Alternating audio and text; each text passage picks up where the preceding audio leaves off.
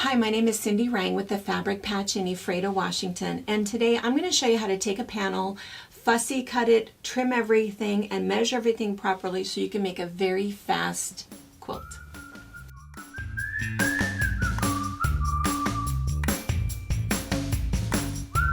My daughter and I have owned and operated a busy quilt shop in Washington State for over 20 years. We have a retreat center, an active YouTube channel, and a large pattern line featuring our creations. My two sons work on machines. One daughter-in-law is our videographer and the other is a long-arm quilter. We are a family that love each other, we laugh together, and every once in a while we get some work done. We have a crew that are saints for their efforts at keeping us on track. Thanks for joining us on our wild ride.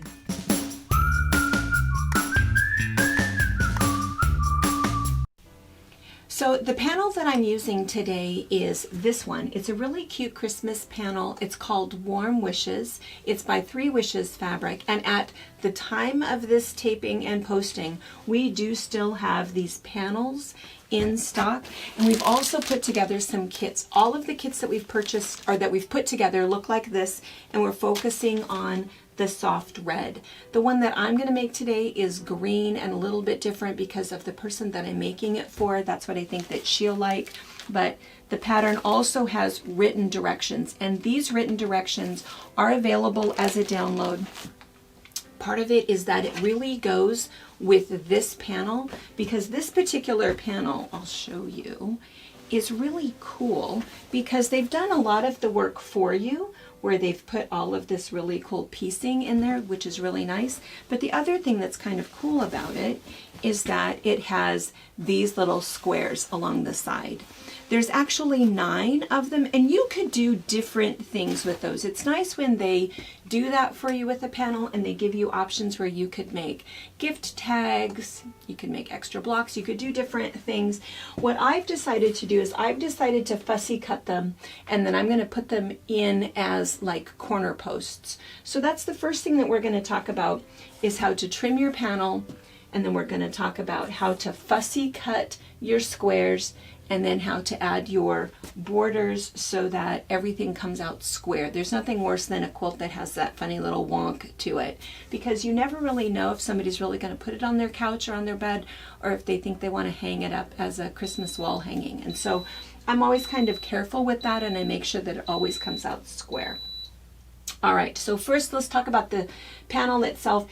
It is approximately 44 inches from salvage to salvage. And so what I did was I trimmed off the salvages, but the other thing that you really want to do is you want to make sure that you have the right amount of space on the outside of your squares here, because you want to give the illusion that you did all of this piecing, at least at first glance. That's what you want it to look like. And so if you trim this up and you have a bunch of excess white on one side but not on the other, it will look a little bit funny. So what I actually did is I just gave myself an inch. So I measured out with my ruler an inch and I cut that. So I'm going to show you up close how to do that. Okay, so this is our panel. You can see it a little bit more up close. It is just adorable. If you recognize the artwork, this designer, we buy everything she does. It's absolutely fantastic. So when we cut it, what you're going to do is take your ruler, and I always look at where I'm at and where I'm going.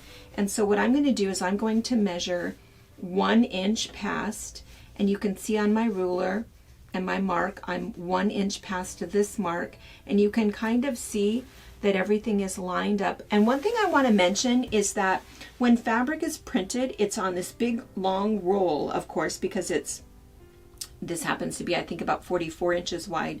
So as it's printing, it is shifting ever so slightly. So unless it's a woven fabric, you could see that it's slightly off. And so don't fuss with that. I can really make sure that I am 1 inch past here, 1 inch past here, and then and I'm pretty much lined up there. So let's see, I feel like I have to start. I'm going to start on the edge here.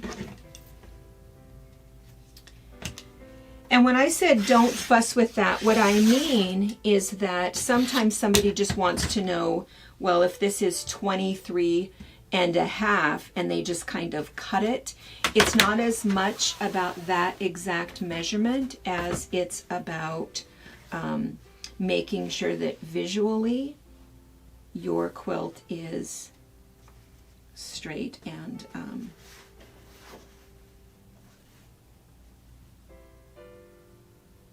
okay, so same thing. So I'm right an inch past, and I can see where I'm going. I'm an inch past. Whoops. Let me get down to the end.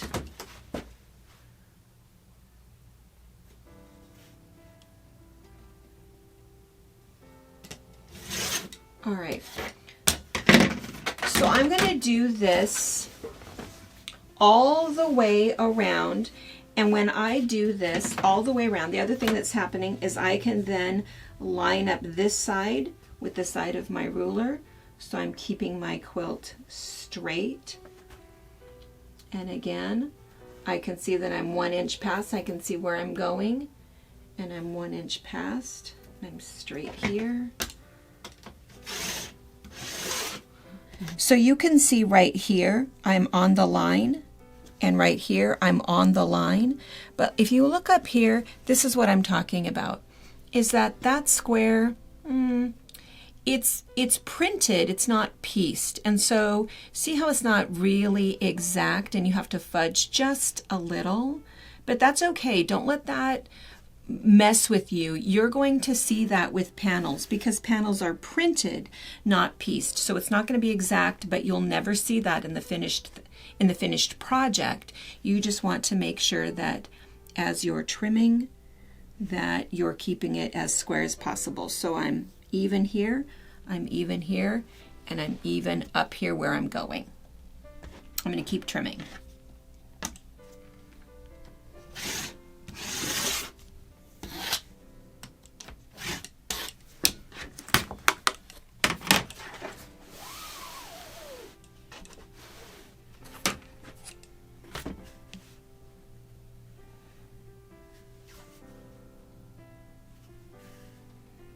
And here again,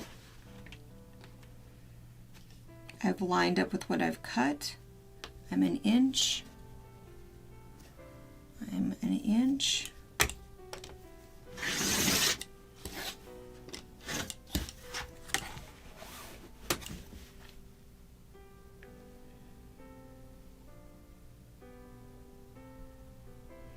And the other thing I'm watching for is you just want to make sure that you don't, make the top edge shorter than the bottom one. So you just want to make sure that you're not coming in. So that's why I'm also watching, even though I'm an inch from here, I'm watching over here just to make sure that things are still lined up on what they have printed so that everything is still square.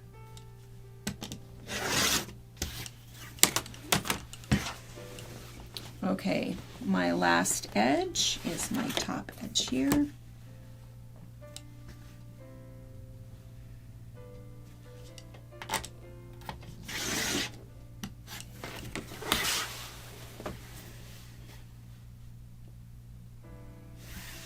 And we're ending up, we want to make sure that we're straight on this edge,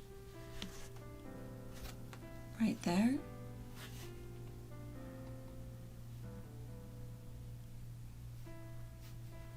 And we're an inch from here, and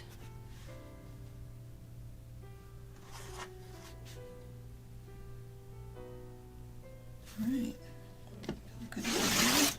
All right, once you've cut the whole thing, it should measure 29.5 across the top by 43.5 in length. That's what I've come up with every time that I've done it. 29.5.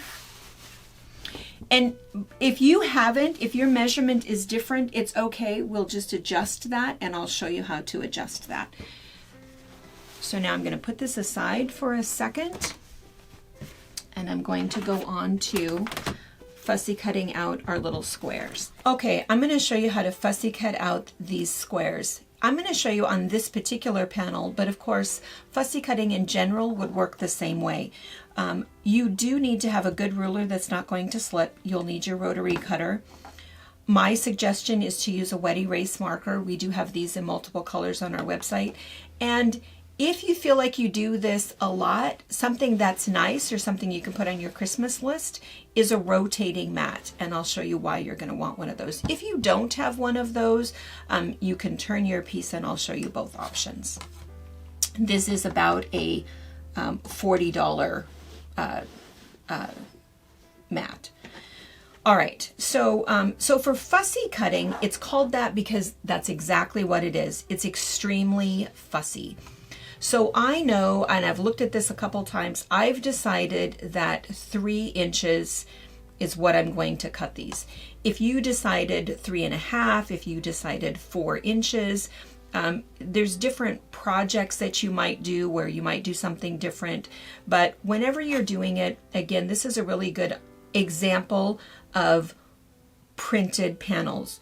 Again, you can see that's not extremely square. It's just skewed ever so slightly. You're always going to come across that. It isn't any big deal, and that's why this is an easy thing for you. So again, for me personally, I decided 3 inches, but I'm going to show you like an option. Let's say that you decided that you want every bit of this fun little border to be in your quilt. If you decide to do that, keep in mind that you've got a 1/4 inch seam allowance. And so if you wanted to measure and see a 1/2 inch all the way around, so that a 1/4 inch would give you a 1/4 inch of white, all the way around, we would be here, here, and then another 1/2 inch would make this, and you want it to be square, would make this 3.5. Oh, let's see. Again, they call it fussy cutting for a reason.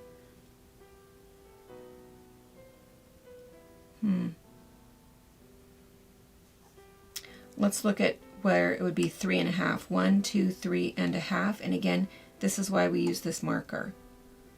3.5. Oh, I see. That's what the problem is.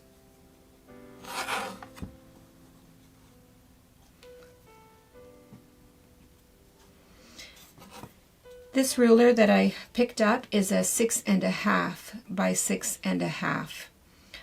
That's what was kind of messing me up. And I knew that about this ruler. So if we put it, there we go, that's better. You guys probably saw that. So you can see that if I look at it this way, this makes much more sense.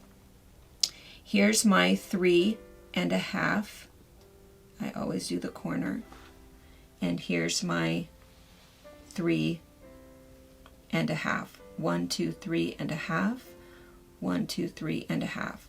And if you look in here at the block, you can see that my block is a 1/2 inch in all the way around. And so I might even put a couple little marks just to show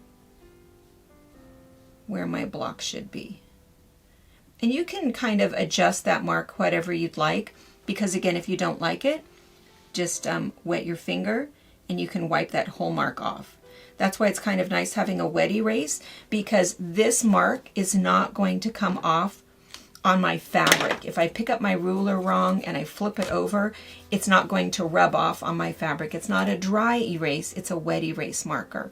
So as soon as I'm done with this project, I can just take a wet paper towel, wipe that whole thing off, dry my ruler, and I can use it again for my next project. But for this project, if I decided to cut this 3.5, all I have to do is take my marks. I'm going to line that up there. I'm going to cut on the side and across the top, and then, this is what's so nice about this, I'm going to turn this around, turn this, and then line up right where I have my mark. So I'm at 3.5, 3.5. And there is my 3.5 inch fussy cut block. And then again, it's fairly rapid. After the first fussing with it to be fussy cut, after that, it's really pretty fast. Because again, all I'm going to do is just turn this around. Then I don't have to move my block. Oops. And line that up, 3.5. And if you don't happen to have a turning mat, let me just show you. It's still okay on your regular mat. I'm going to do it exactly the same way. I'm just going to line that up. So I have my little marks, 3.5. I can double check. It's just that now what you're going to do is you're going to pick this up, turn it around,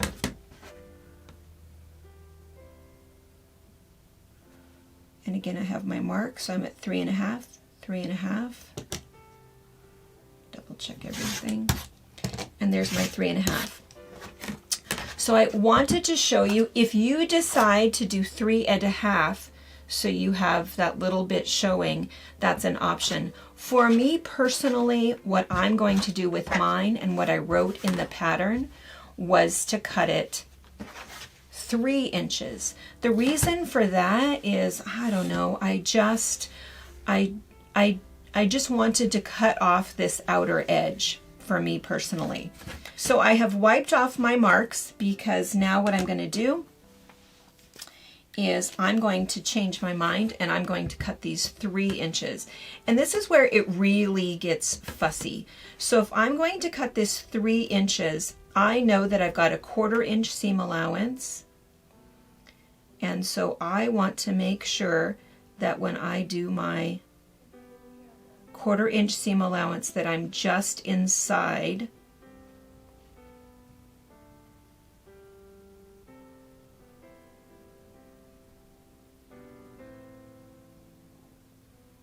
Yeah, that I'm just inside of that border. And so see, there's this little red border all the way around. And so what I keep looking at is that inner border. So I'm going to go ahead and mark my ruler. And I always mark the corner. And then mark what my little reference is. And my reference happens to be my 1/4 inch seam allowance, because I want to be inside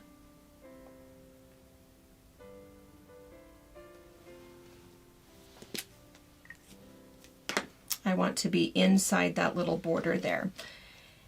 And you can decide for yourself what measurement you'd like to use. Again, for me personally, I picked my 3 inches. Okay, I'm going to go ahead and cut the rest of these really quick.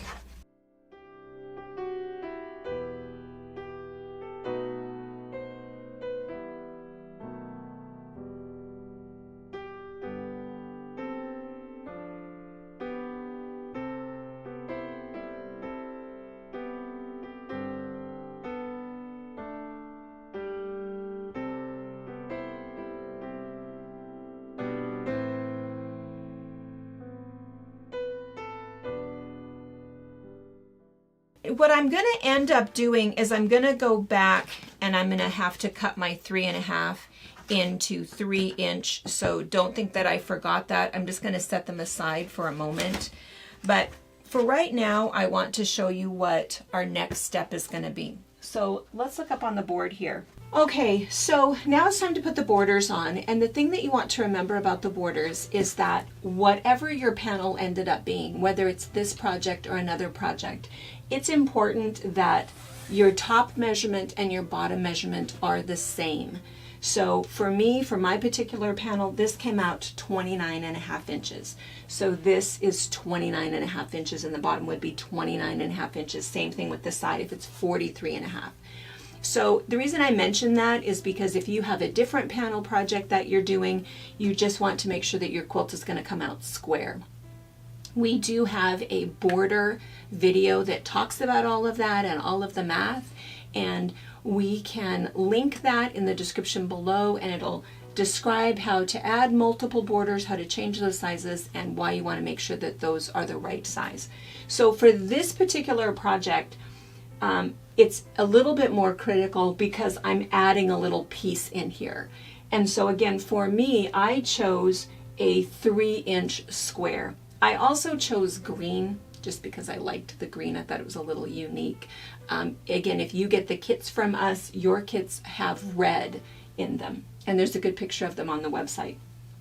But anyway, so this is a 3-inch square. So these strips are 3 inches. So again, my measurement was 43.5 from top to bottom. So the first thing I'm going to do is I'm going to take my 3-inch strips, cut these 43.5, and so one on one side and one on the other, and press them. This measurement up here is 29.5.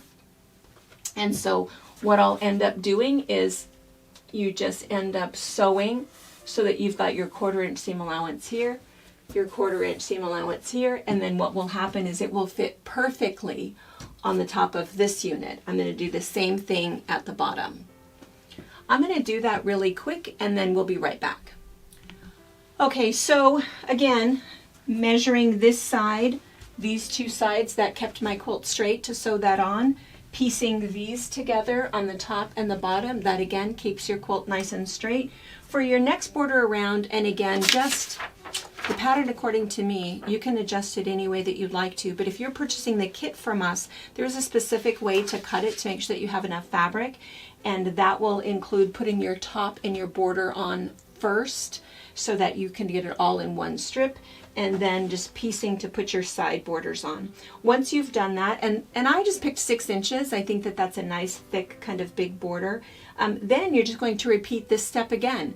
And again, if you're just sort of doing your own thing with your own panel and your own fabrics, you just want to keep measuring. And if you're not familiar with that technique, again, just hit the link below on our other border video, and you'll be able to see that. So now turn Lizzie right side up. So then all that's going to happen is I'm just going to do the same step again using the right size blocks. And I'm just going to put these little blocks in here, choose which ones I want. You do, if you're using this panel, you have 1 extra. They give you 9 blocks and we're only going to use 8 for this project. So the same thing will happen. I'm just going to measure, and also my side borders on first, and then also this block to this border to this block, so on my top, so on my bottom, and then the quilt is done. Then you can just quilt it the way that you'd like, bind it, and you will be ready for Christmas. The main reason that I picked the measurements I picked is because I wanted to put it on 2 yards of minky. I picked out this really pretty red minky, and I think it's going to be perfect. My binding is going to be this same green. So anyway, I hope you like this idea. I hope you love this panel, and if you do, I hope that you've shopped in time to get one. Thank you for watching our video. We invite you to leave a comment, hit the like button, or better yet, subscribe to our channel so you never miss an episode. You can also visit our Instagram, Twitter, Facebook, or Pinterest pages, or find all of those things and our online store at fabricpatch.net.